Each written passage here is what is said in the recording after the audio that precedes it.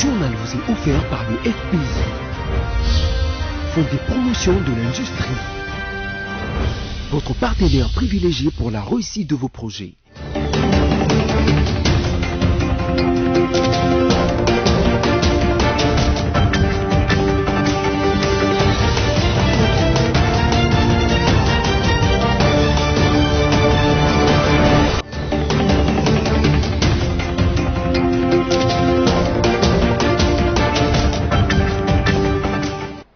De vous retrouver, mesdames et messieurs, bienvenue à cette grande édition du journal sur BSC Télévision, dont voici les titres. À la une, le président de la République, Félix Antoine Tshisekedi, a regagné la capitale congolaise lundi 8 février 2021 après sa participation au 34e sommet de l'Union africaine. Et puis, situation épidémiologique en République démocratique du Congo, 100 nouveaux cas de coronavirus ont été confirmés le lundi 8 février, dont 68 à Kinshasa, la capitale, 24 au Haut-Katanga, 3 au Congo central, 2 au Nord Kivu, 2 au Sud Kivu et 1 au Kasaï oriental. Enfin, le club le plus titré d'Afrique, Al Ahly, n'a pas vu son rêve d'accéder à une finale de la Coupe du Monde s'est réalisé à Al Rayyan, au Qatar, lundi 8 février 2021. Encore une fois, bienvenue dans ce journal. Le président de la République démocratique du Congo, Félix Antoine Tshisekedi, a regagné la capitale congolaise lundi 8 février 2021 après sa participation au 34e sommet de l'Union africaine. Cette session a consacré son élévation au poste du président de l'organisation intergouvernementale du continent africain. Les détails avec Espérance Louvuno. C'est à 16h40 que le jet privé du président de la République démocratique du Congo, Félix Antoine Tshisekedi, a atterri à Kinshasa. Le premier des Congolais a été accueilli au pied de l'avion par son épouse, Denise Nyakeru Tshisekedi, ce lundi 8 février 2021. Quelques personnalités sont venues l'accueillir, notamment Jean-Tiningo Bilambaka, le gouverneur de Kinshasa et le bourgmestre de la commune de Lantsele. Après quelques minutes, au salon d'honneur, le cortège présidentiel a pris la direction de la cité de l'Union africaine. Notez que le président congolais a participé au 34e sommet de l'Union africaine dont il occupe le poste du président depuis. Kinshasa redevient pour la deuxième fois la capitale du continent, berceau de l'humanité après 54 ans. Ce fut le maréchal Mobutu qui, en 1967, a occupé ces postes de 1967 à 1968. Voilà, en diplomatie, Félix Tshisekedi a été reçu lundi 8 février 2021 par la présidente d'Éthiopie, Sahle-Work, et son premier ministre au palais présidentiel d'Addis Abeba. Cette visite fait suite à la promesse formulée par la présidente éthiopienne à son homologue congolais le 5 février courant lors de son arrivée à l'aéroport de Bolé. Le président de la République démocratique du Congo, Félix Tshisekedi, a été reçu par la présidente d'Éthiopie et son premier ministre. Cette visite de courtoisie a fait suite à la promesse de la présidente éthiopienne à son homologue congolais, Félix Tshisekedi, le 5 février courant lors de son arrivée à l'aéroport international de Bolé. À cette occasion, Sahle-Work et Abiy Ahmed ont réitéré leurs félicitations à Félix Tshisekedi, nouveau président de l'Union africaine. Après cette visite, le chef de l'État congolais a repris son avion pour Kinshasa. Signalons que Félix Tshisekedi a pris les commandes de l'Union africaine samedi 6 février 2021 pour un mandat d'une année. Il remplace Cyril Ramaphosa, président de l'Afrique du Sud. Comme prévu, la cérémonie des remises et reprises a eu lieu ce mardi au Sénat entre le bureau sortant chapeauté par Alexis Tamboué Mwamba et le bureau d'âge que dirige le sénateur Léo Mamboléo. Ce dernier a pour mission d'évaluer les pétitions contre le membre du bureau sortant et pour le besoin de la cause, organiser l'élection du prochain bureau définitif. Poursuivons ce journal, l'équipe du comité multisectoriel de la riposte contre la Covid-19 en République démocratique du Congo renseigne que 100 nouveaux cas ont été confirmés le lundi 8 février 2021, dont 68 à Kinshasa, la capitale, 24 au nord Katanga, 3 au Congo central, 2 au nord Kivu, 2 au sud Kivu et 1 au Kasaï oriental. Sophia Zaourati nous fait le point. Les comités multisectoriels de la riposte a signalé 100 nouveaux cas de coronavirus confirmés, 38 malades guéris pour le lundi 8 février 2021. Dans ces mêmes rapports, 3 nouveaux décès ont été enregistrés. Jusque-là, le cumul de décès est de 684 morts, dont 683 confirmés et improbables. Depuis la déclaration officielle de la Covid-19 au pays le 10 mars 2020, le cumul de guérison est de 15 151.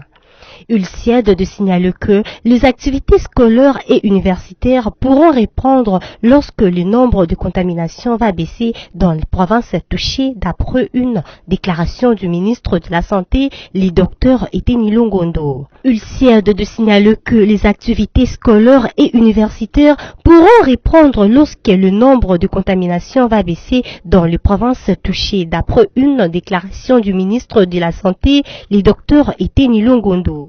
Renforcement de la réglementation des chaînes TNT sur le bouquet d'applications au secrétariat général des médias. Les chaînes commerciales doivent alors débourser une somme de 15 000 $ et les chaînes confessionnelles et communautaires 7 500 $. À cela s'ajoute un paiement annuel de 10 000 $ pour de chaînes TNT et le frais d'autorisation de fonctionnement. Christelle Guenda nous fait le point. C'est après plusieurs moratoires aux chaînes TNT en RDC afin de se confronter aux règles, notamment détention de documents et paiement de frais d'exploitation, que le ministère de tutelle a procédé lundi 8 février à la déconnexion d'une vingtaine de chaînes de la télévision numérique terrestre TNT pour non-paiement de droits d'exploitation qui revenaient au trésor public. Notez que ces montants pourra restructurer ce secteur pollué par certaines chaînes de télévision qui ne se conforment pas aux normes du support médiatique. Le constat amer étant que sur les 112 chaînes qui émettent en RDC, seules 12 sont jusque-là en règle, d'après le ministre de la Communication et Médias. Quittant la ville de Kinshasa, à Likasi, la semaine dernière, le lieutenant général Moussongu Pacifique, commandant de la 2e zone de défense des FARDC, a effectué une visite d'itinérance à Likasi dans le Haut-Katanga, ce en vue d'assurer de la sécurisation de l'intégrité du territoire national. Je suis Kalamba. La sécurisation de l'intégrité du territoire national, mais aussi celle des personnes et de leurs biens reste la priorité. En visite d'itinérance, le commandant de la 2e zone de défense des forces armées de la République démocratique du Congo, le lieutenant-général Moussongu Pacifique, a été dans la ville montagneuse de Likasi, l'avant-midi ce jeudi 4 février 2021. Le patron de la 2e zone de défense commence sa tournée par l'hôtel de ville de Likasi pour un bref entretien avec le maire Idesbal de Petekapandi. Nous avons échangé avec le maire de la ville de Likasi, l'autorité politico-administrative de la place. C'était sur 2 points. Le premier point était la présentation des civilités avant de continuer notre émission. Deuxième point, nous avons voulu entendre de lui de ce qui est de la situation sécuritaire, afin que nous puissions savoir de quoi nous pouvons contribuer pour améliorer la situation sécuritaire. En partance vers Kolwezi, il a eu un échange avec le cadre de concertation de la société civile de l'ICASI, mais aussi les acteurs miniers.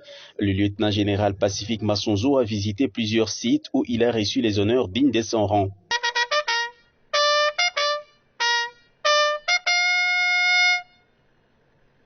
Monsieur le commandant deuxième zone de défense, mon général, le détachement d'honneur de la garnison de Moura est rangé pour vous accueillir et vous rendre les honneurs à l'occasion de votre visite de travail au site Moura. Je vous invite à passer le détachement en revue. Commandant détachement, major diplômé d'état-major, Moumen Ben Johnson.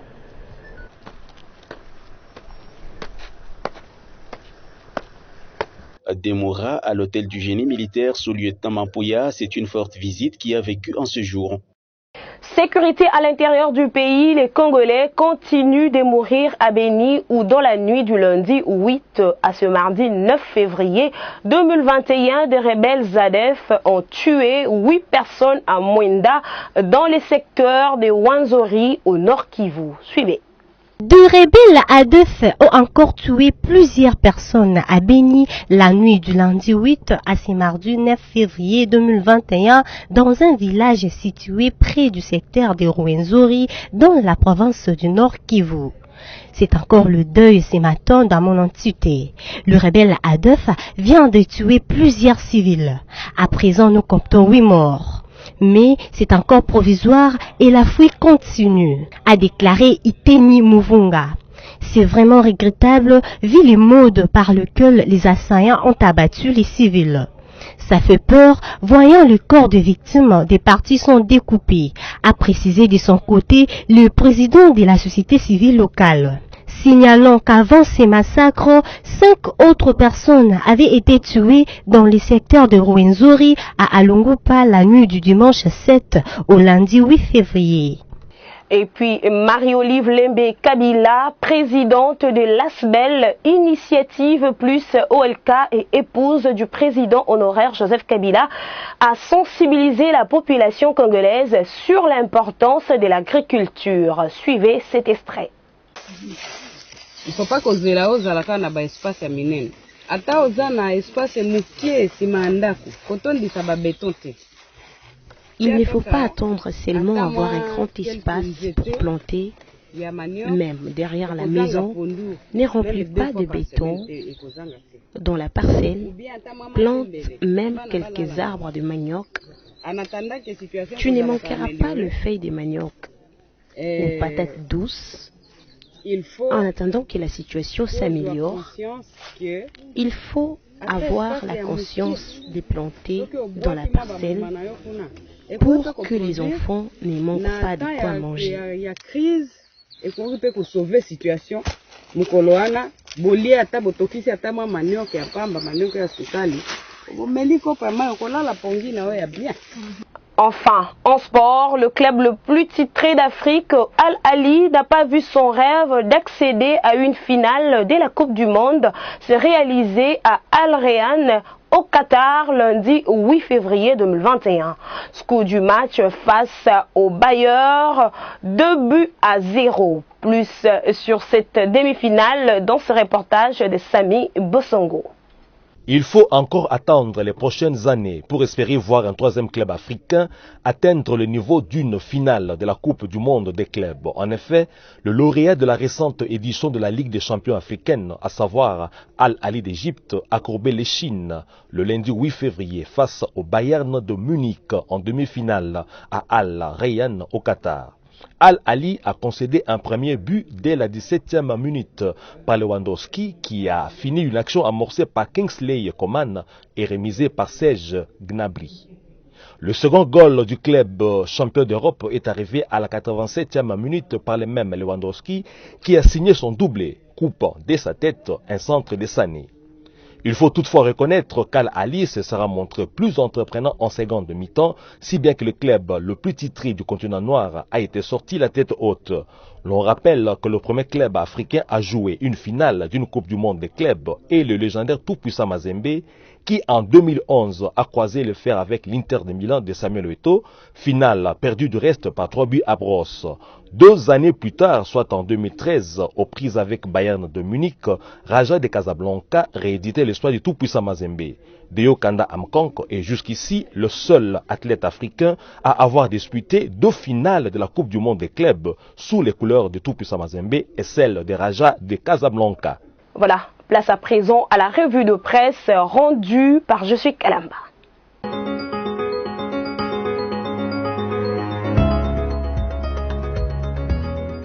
Bienvenue à la revue de presse de ce jour. Commençons par ce titre de l'agence congolaise de presse.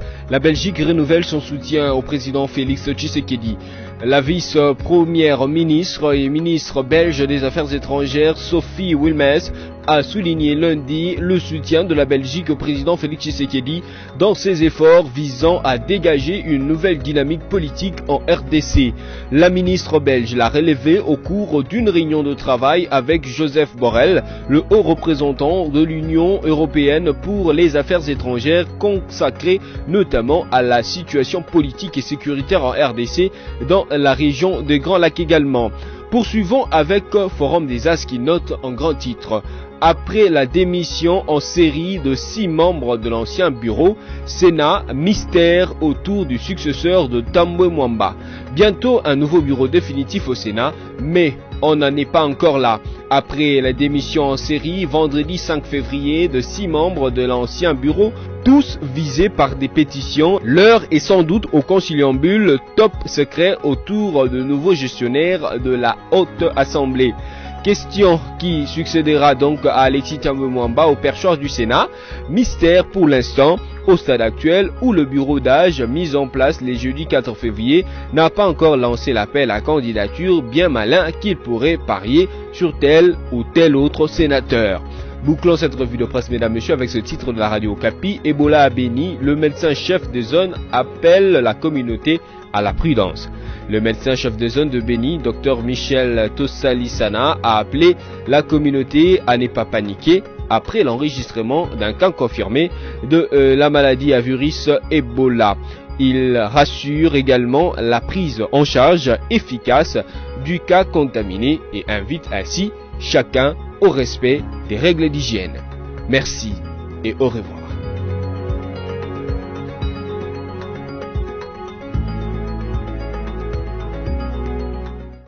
Voilà, c'était là la revue de presse rendue par Je suis Kalamba. Si vous nous avez pris en cours de diffusion, voici les rappels de principaux titres. Le président de la République, Félix Antoine Tshisekedi, a regagné la capitale congolaise lundi 8 février 2021 après sa participation au 34e sommet de l'Union africaine.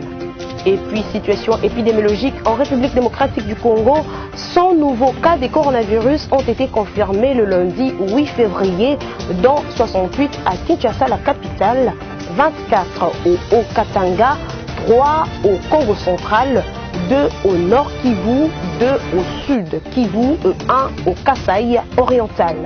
Enfin, le club le plus titré d'Afrique, Al Ahly, n'a pas vu son rêve d'accéder à une finale de la Coupe du Monde s'est réalisé à Al Rayyan au Qatar lundi 8 février 2021. Mesdames et messieurs, ce journal est complètement terminé. Merci à vous de l'avoir suivi, mais surtout, restez-nous fidèles.